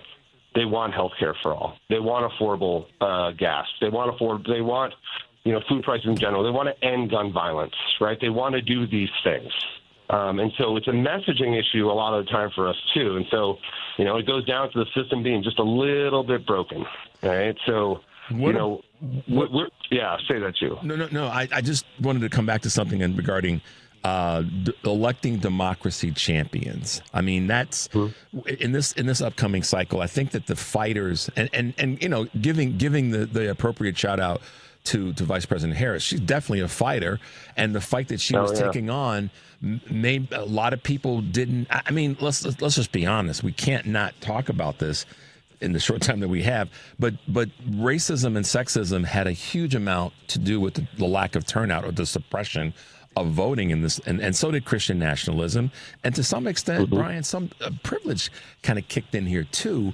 But I think what we've got to do this time, in terms of this electing democracy champions, is we've got to create the space, us regular everyday folks like you and me, and I don't want to drag you into my pool, but us non-elected personalities, we've got to be yelling from the top of our voices that we have to have people that are bold and that are willing to fight. I think if there's a through line that I'm hearing from anybody that I have on as a guest that covers anything. I've had some people on that are talking about. There's a woman, Kristen Kroll, that we've had on. She's phenomenal, and she's the head of Fair Share America. And basically, she's saying the same thing, and she's talking about taxes, but she's saying we have to have fighters in every corner of this next cycle that started right now. And I know that there's a drum beat that's going on, that more Democratic voters, more independent voters want to see more Democratic fighters that are running for office, whether they're being reelected or they're running the first time. Is that part of this elect democracy champions that you talk about? Yeah, I mean, absolutely, right? So Americans' freedoms are under attack and eroded by voter restrictions that we talked about, gerrymandering, dark money, political misinformation. It's all part of this, you know, breaking democracy, right? And so, you know, too, that these disproportionately harm communities of color and just everyday Americans. So wealthy special interests buy access and they buy influence. We talked about this last time, too, right? And that is not that does not represent you, me, and almost all Americans. So we need fighters to come in that can fight against those adversaries, that can push back against their messaging, that can take back the interests of everyday Americans versus the special interests. And that's everything that we're trying to do. So, yeah, we need fighters, man. We need fighters now more than we ever have before. And we can see it with the primaries. We're looking at more primaries this cycle than we've seen in years. And that is because everyday Americans are saying, I could do this. I can represent my district. I know what it feels like to have the boot on my head, right? They are pushing and pushing harder and harder. And they're saying, let's, forget these guys. That person in my district, she does not represent me. Right? I want to do what's best for my family. I want to do what's best for my neighbors, et cetera, et cetera. So, yeah, we're seeing fighters, and we're coming up from the working class, which we need a lot more of too, right? We're not seeing, we're seeing your typical business person or lawyer or state rep that's kind of giving a shot, but you're also seeing everyday workers, everyday people that are saying, I'm gonna give this a go here. I can represent my district, and those are real fighters. And thank you for saying that. Here's a good example. And we're speaking with Brian Lemek, who is the executive director of Defend the Vote. Brian, to your point about special elections, there's a short list of things that have happened just recently. I had on a clip yesterday from Stephanie Ruhle from MSNBC, who was talking about a woman that worked for one of the departments that DOJ had, cut folks from. She actually could not stomach being in the environment any longer. It was toxic. It was affecting her health. And she left. And what did she do? She ran for office. So that's what she did, man. She got back in the game by running for office, and she got elected to a local board in New Jersey. Omaha just elected a black dude as the mayor of and then we know it's a blue dye. We know that. But the woman that was the incumbent had money, had the privilege of having been in that office, all those things. But what she wasn't doing is connecting with the constituents any longer. And this is where, if there is any truth to the Democratic Party, maybe blinked in terms of not staying eyes on the everyday person, if that's true or not, or partially true, the opportunity is that we know the Republican Party has. We don't have to beat ourselves up if we didn't, or we haven't, or we blinked. We get to beat the hell out of them because we know that they completely have turned their back. And just look at this bill in terms of what they're trying to do to all Americans who ain't the ones you just described that have the big dollars, et cetera, and the big access. So we've got a huge, we could drive a semi through it right now in my observation. And I think you're kind of on the same page, or at least we're on the same book on this. Oh, absolutely. But to that point, too, is we can't win elections just by saying alone how bad that guy is. Yeah, we have to show. You know what I mean? Yeah, I've said this before. We can't just say that that the Republicans, the GOP is stinky. We've got to say that and here they're stinky. And here's what we're doing to make this right for you specifically. And I think that's the message. So, yeah, thank you for coming back to that. It can't just be that the Republicans are stinky, but it can't not be that the Republicans are stinky. It's just a percentage of it has to be, here's what we're going to do, here's who it's going to help, and here's why it's going to benefit you today. I believe that's got to be the message. And it's a really simple message, no? Absolutely. Both things can be true, too. Yeah. Right? Both things can be true. It's exactly right. Let's talk about the town halls real quick as we kind of wrap up. The town halls have been really interesting. And why I say that is we got folks showing up yelling at in Republican districts, yelling at their representative or their senator, in the case of Joni Ernst, for the things that they're not doing. Oh, I know you got a ton to say about that, so we'll give you some time to go on. But let's talk about that. I've said for a long time, since the beginning of since right after the election, now is the time for Democratic elected officials to go into the backyards of the districts and the states of federally elected officials, and frankly, they should be doing it on a state legislative basis, and go in and steal their candy. Go into their districts and let those voters know, here's what going back to what you just said, here's what we stand for, and here's why. Your representative isn't even here. And the Speaker of the House is telling him not even to show up. Brian,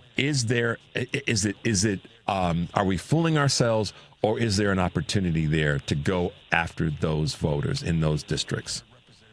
Look, I think there is an opportunity. Economic anxiety dominates voter concerns, right? And Democrats will acknowledge that the system has failed too many people, right? That's just a talking point that needs to be said, and they need we need a more personal message. We have to show that fixing the system is essential to the things that we all care about: lowering costs, curbing corruption, right? Making progress on some of those kitchen table issues that we care so much about, right? We want to build a hopeful vision for the future.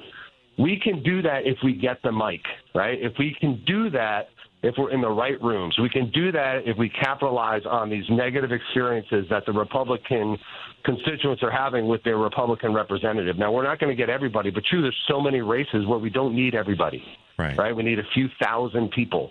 We need Democrats to turn out in a meaningful way, and we need to flip a handful of Republicans in these districts, and we can do that. And it's on that message, though. These guys have failed you. They are failing you, and they're the only person that the only people that they're benefiting are billionaires, corporations, other folks who have them in their pocket. This is not them working for you. This is them working for special interests, and that's a message that I think Democrats can put out there. All right, and our policies speak for themselves. Yeah. So if we can get them to hear the messaging, if we can cut through all the BS and all the nonsense and all the noise that they're listening to every single day, and have a real honest conversation with a great candidate who's trustworthy, reliable, credible, I think we can get there. Yeah, I agree. That's such great message about the messaging. Brian, as we wrap up, and we're going to do a little bit better job, you and me both, of getting you back on. But I wanted to ask you this question as it relates to you. And this is always important to me when it comes to our guests. We're all in this fight. We're all pushing and doing everything we can. What's keeping you in this crazy A time motivated? What's keeping you focused and kind of keeping the fire alive in your belly? Look, our backs are against the wall, right? And so all we can do is swing. And that's what we're trying to do here. So we've got candidates, we've got members, we've got Leader Jeffries, right? He's an inspiration in himself. We've got a bench. We've got opportunity and potential. And so, what we have to do is cultivate that opportunity and cultivate that potential and just not quit, right? And just look around and say, we beat them before, we can beat them again. Right? So everything that we're trying to do is just be out there, get out there, identify the candidates, and just keep fighting. That's all we can do, Chew. We beat them before, we can beat them again. That is... Wow. Okay, get that one into a hashtag, man, and get that one locked down. That's some T-shirts and ball caps. We beat them before, we can beat them again. Brian, let folks know how they can find you, how they can get involved, whatever they got to do to be a part of the work that the wonderful work that you guys are doing. I love it. So we're on Blue Sky. Anybody that's on Blue Sky. So Defend the Vote's on Blue Sky. Defend the Vote on Twitter. And wedefendthevote.org is our website. You can see our candidates. You can see who we've endorsed. You can see our messaging. You can see this interview probably tomorrow after we post it. So we're trying our best to get the word out there, trying to make sure that everyone in the party, everyone that we know, everyone that we cares about is just kind of following this and can be protected by the work that we're doing and so many others here in D.C. and across the country are doing. Brian, thank you so much for being with us. We really appreciate you taking the time. We appreciate the work that you're doing. We're here as a support system for you to keep getting your message out. So we will make sure to get you back on the show as soon as we possibly can. Does that sound good? That sounds great. Always appreciate your insights, and I love these conversations, too. So thank you. Thanks, Brian. Be well. Have a great weekend, and we'll talk soon, okay? Bye now. All right, brother. Sounds good. Bye-bye. Wow. Yeah, fired up. Folks, fired up. We beat them before, we can beat them again. Somebody hashtag that. I'm just putting it out there now. I'm not the greatest when it comes to this stuff in terms of hashtagging this and hashtagging that, and I don't need to be the author of it. But somebody, Karen, Kurt, Michelle, please hashtag that. We beat them before, we can beat them again. I know that's a long hashtag, but maybe we can come up with an acronym to fulfill that. I have to pause. I literally have to pause and let the message from these three guys marinate a little bit. Every one of them, you can hear it in their voice. Even Cliff, whose voice is straining and waning from all that he's been doing lately. All had that through line and that commonality, which is fighting.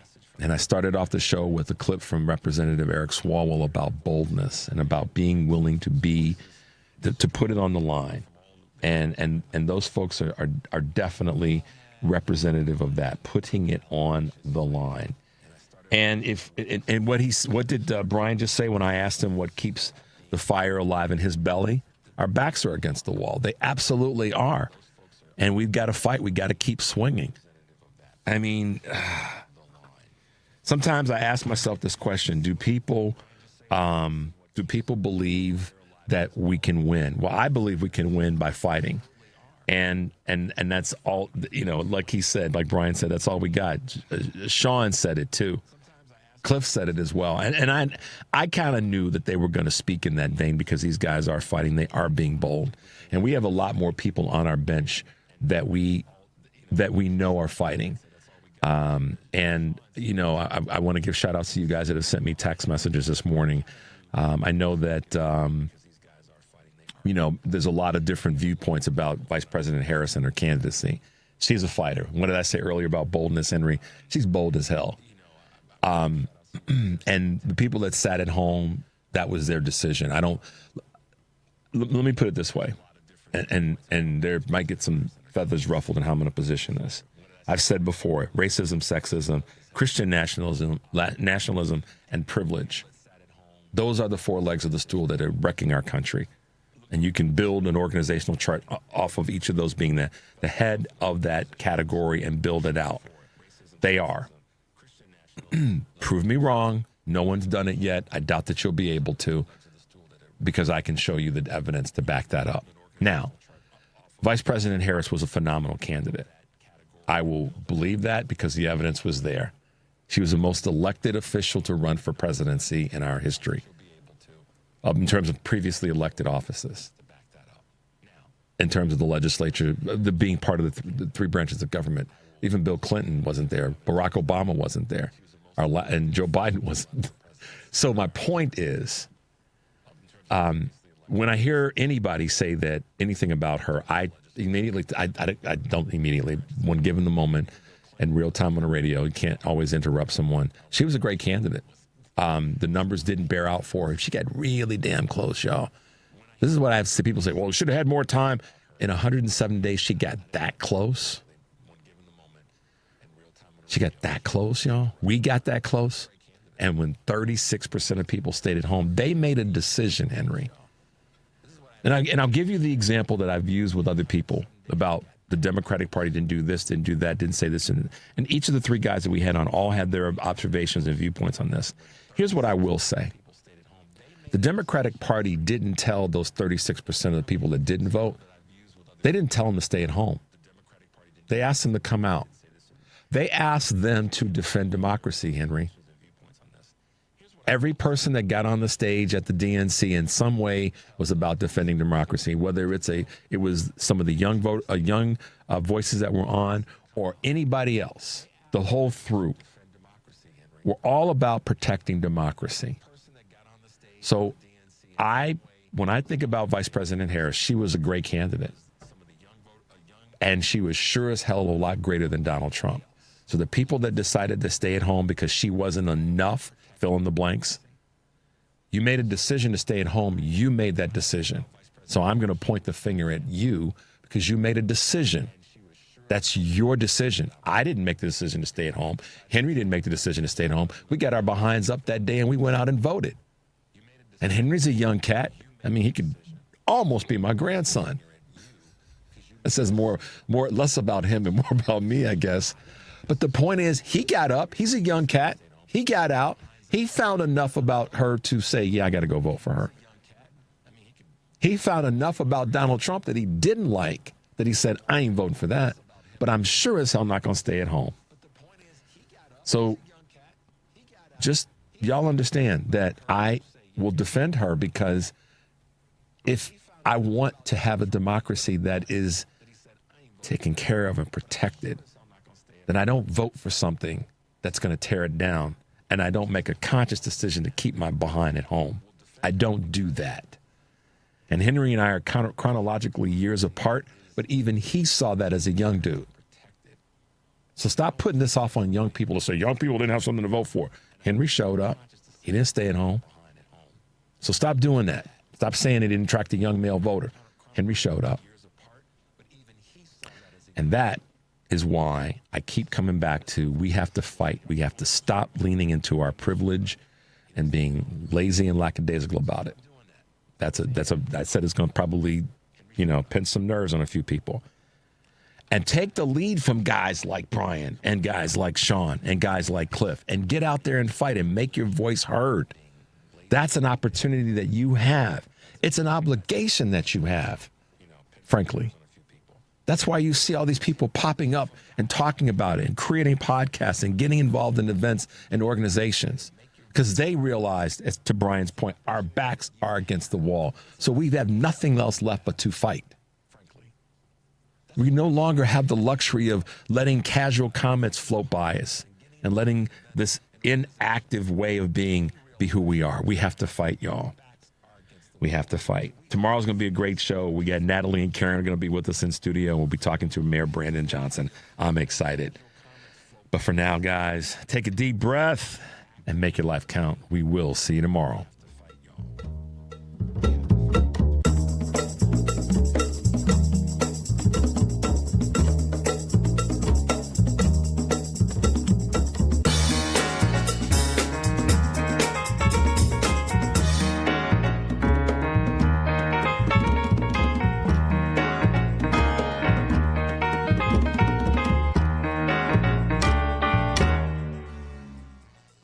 If you turned 65 recently like me, it's important you find a Medicare Advantage plan that gives you the coverage you're looking for. But finding one can be difficult. The best thing I did, and I suggest you do the same, is call a licensed insurance agent and let them walk you through your Medicare Advantage plan options. There are so many benefits you have access to, so make the call now and let the representatives explain everything to you. Our licensed insurance agents can offer you a variety of Medicare Advantage plans. Plus, the call is free, the information is free, and there's no obligation to enroll. We're here to make it easy for you to select a Medicare Advantage plan that may work for your needs. Finding a Medicare Advantage